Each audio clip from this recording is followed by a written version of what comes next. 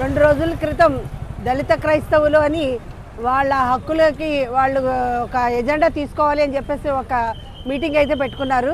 Unfortunately దానికి సంబంధం లేని వ్యక్తులు కూడా అక్కడికి వెళ్ళి కేవలం అది రాజకీయ ముద్ర కింద వేసుకుని మార్పు చేసి ఆ క్రైస్తవుల్ని వాళ్ళ పెట్టుకున్న ఎజెండాని పైకి రానివ్వకుండా కేవలం పవన్ కళ్యాణ్ గారి మీద బురద జల్లడం, అసభ్య పదజాలం వాడడం అదే ఎజెండాగా పెట్టుకుని జరిగింది. అది అందులో మాట్లాడిన రావణ్ అనే అతను యూట్యూబర్ని మితిమీరి మాట్లాడినందుకు గాను కేసులు పెట్టి ఈరోజు పిఠాపురంలో అరెస్ట్ చేయడం జరిగింది.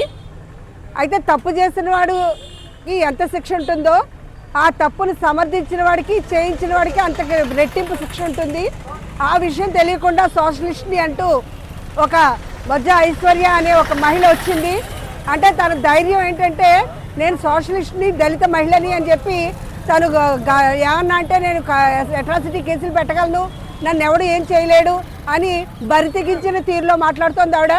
అమ్మ, మహిళలందరికీ ఎలాంటి వాళ్ళకి ఎలా వంగబెట్టాలో మాకు తెలుసు, మేము ఏమైనా చేయగలము.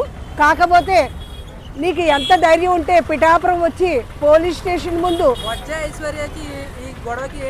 ఏం సంబంధం లేదు. దీనికి ఏంటి సంబంధం అంటే వెనకాల ఉన్న తాడు వైసీపీ తాడు. ఈ జడ్ శ్రావణ్ కానీ లేకపోతే ఇప్పుడు ఈ అరెస్ట్ చేసిన ఈ రావణ్ కానీ అందుకు నిదర్శనం ఏంటంటే పిఠాపురంలో ఉన్న వైసీపీ నాయకులు అందరూ ఇక్కడే ఉన్నారు వాళ్ళకి మద్దతుగా. ఎందుకు రావాల్సి వచ్చింది?